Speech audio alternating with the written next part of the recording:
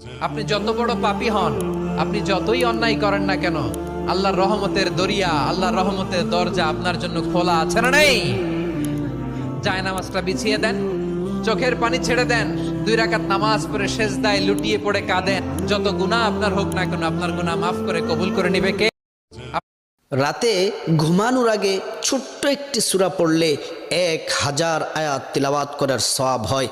আল্লাহ রসুল সাল্লাল্লাহু আলাইহি ওয়াসাল্লাম সাহাবাদেরকে বললেন, হে আমার প্রাণের সাহাবারা, তোমরা কি প্রতি রাত্রে 1000 আয়াত তিলাওয়াত করে কি তোমরা ঘুমাতে পারবে? সাহাবীরা কেউ ভয়ে হাত তুললেন না। সিদ্দিক আকবর, আবু বকর সিদ্দিক, হজরত ওমর, হজরত ওসমান আলী কেউ হাত তুললেন না। আল্লাহ রসুল সাল্লাল্লাহু আলাইহি ওয়াসাল্লাম বললেন, তোমরা কি কোরআনের সেই ছোট্ট সূরাটি তাকাসুর কি তোমরা কি পাঠ করতে পারো?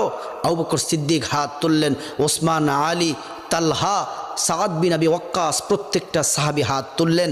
আল্লাহ রাসূল বললেন, ঘুমানোর আগে তোমরা যদি সূরাতুত তাকাসুর, আলহাকুমুত তাকাসুর হাত্তা যুরতুমুল মাকাবির, এই সূরাটি পড়ে যদি তোমরা যদি ঘুমাও, তাহলে তোমরা 1000 আয়াত তেলাওয়াত করলে যে সওয়াব হবে, এই ছোট্ট সূরাটি পড়ে ঘুমালে তোমরা তত বেশি সওয়াব পাবে।